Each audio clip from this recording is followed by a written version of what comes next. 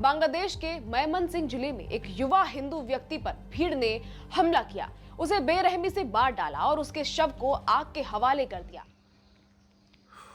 ভাবিলে অদ্ভুত লাগে ন ভাই, কিদৰে এজন হিন্দু যুৱকক হাজাৰ হাজাৰ বাংলাদেশী মিলি নিঃসংগভাৱে হত্যা কৰিলে। তেওঁক ৰছীৰে বান্ধি ৰাস্তাত চোচৰালে, তাৰপিছত এজোপা গছত ওলমাই জীয়াই জীয়াই জ্বলাই দিলে। কথাটো ভাবিয়ে মোৰ কিবা গাৰ নোম হিঁয়ৰি উঠিছে। তই ঠিকে কৈছ। আৰু এটা কথা তই মন কৰিলি নাই, তাত যিমানখিনি মানুহ আছিলে কোনো হিন্দু মানুহজনক বচাব নগ'ল, কিন্তু তাৰ বিপৰীতে সকলোৱে নিজৰ ফোন উলিয়াই ভিডিঅ' কৰি এই ঘটনাটো সমৰ্থনে জনাইছে। হাজাৰজন বাংলাদেশী লগ হৈ এজন হিন্দুৰ হত্যা কৰিলে বাংলাদেশত। আমাৰ অসমৰ কথা ভাব, আমাৰ অসমততো লাখ লাখ অবৈধ বাংলাদেশী আছে। আমি যদি এতিয়াই সতৰ্ক নহওঁ, আমাৰ ভৱিষ্যতে আমাৰ কি দশা হ'ব তই এবাৰ ভাবিছনে? তই ঠিকেই কৈছ ভাই।